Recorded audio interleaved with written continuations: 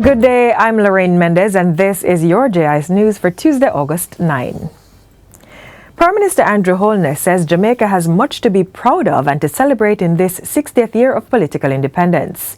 Among the achievements listed are a free and fair electoral system, press freedom, the creation of institutions and legislation that protect the rights of citizens, and strong bilateral cooperation. In addition, Mr. Holness says the country is a respected voice on issues of climate change and a reference case for exemplary sustainable fiscal management. Our political class has demonstrated that it can come up with the policies to address the social issues, that it can build the institutions, but we have just not seemed to have settled the economic policies. However,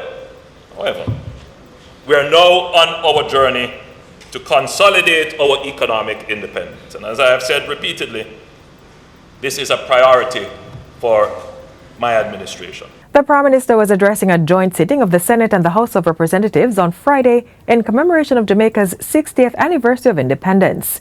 He stressed that the most outstanding achievement of our nation in the last decade would be the political consensus around sustainable fiscal management and debt reduction. Jamaica will be extending support in several areas to the Republic of Namibia's tourism industry COVID-19 recovery program. The support is being facilitated under a Memorandum of Understanding (MOU) signed for tourism collaboration between the countries. The decision comes as Namibia looks to increase efforts to revitalize the industry, which has suffered a major fallout in occupancy and employment levels because of the pandemic. Tourism Minister Edmund Bartlett provided details during a meeting with Namibia's Minister of Presidential Affairs, Christine Hobes, last Friday. He says the focus areas will include sustainability, resilience, and destination assurance. I believe we can make very strong strides together with sustainability and resilience. Yeah. And to that extent, we will work with you to establish the Global Tourism and Resilience Crisis Management Center in Namibia. Meanwhile, Minister Hobes says the agreement on tourism will strengthen the collaboration between the countries and unlock some of the opportunities being experienced by Jamaica for Namibia. This agreement is so important for us so that we can look into the possibility of how to streamline the ships that are landing here to also pass through Namibia. Ms. Hobes heads a high-level government delegation that's visiting the island. Cabinet has agreed to the creation of a concept document that will lay the foundation for a sexual and reproductive health policy for Jamaica. Health and Wellness Minister Dr. Christopher Tufton says a working document is in place to facilitate the consultation process, which will be led by State Minister Juliet Cuthbert-Flynn in the coming months. According to Minister Tufton, having such a policy is important for good health care, minimizing risks associated with premature illness and infant mortality, and to allow for proper functioning of society.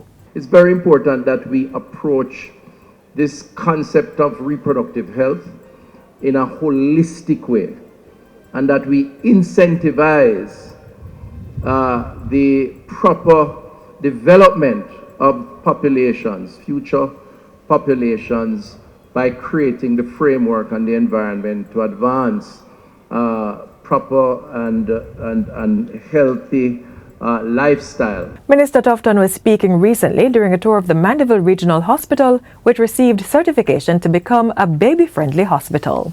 The Ministry of National Security is collaborating with the Ministry of Education and Youth to inform children about human trafficking. Director of Children and Family Programs at the Child Protection and Family Services Agency CPFSA, Warren Thompson, says the initiative is necessary as children are among the vulnerable group. He was speaking at a recent JIS think tank. There's the inclusion of trafficking in persons content in the HFLE curriculum. So that's health and family life education.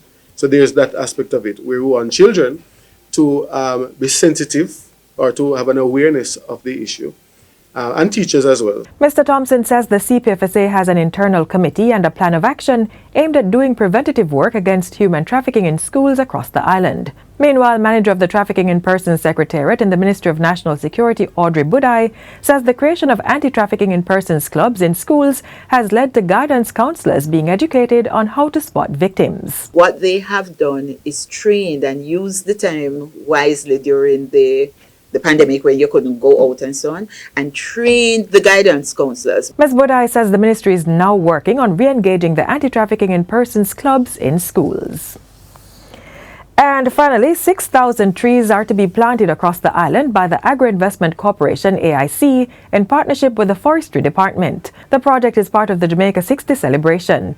It will get underway on August 31 with an official launch and symbolic tree planting at the Amity Hall Agro Park in St. Catherine. The 6,000 seedlings include fruit, timber and ornamental trees and will be planted at the agri-parks and production zones across the country. The move is in alignment with the government's target to plant 3 million trees in 3 years. As of March 2022, more than 1 million trees have been planted in support of that initiative. And that's it for JIS News Today. I'm Lorraine Mendez. Thanks for watching.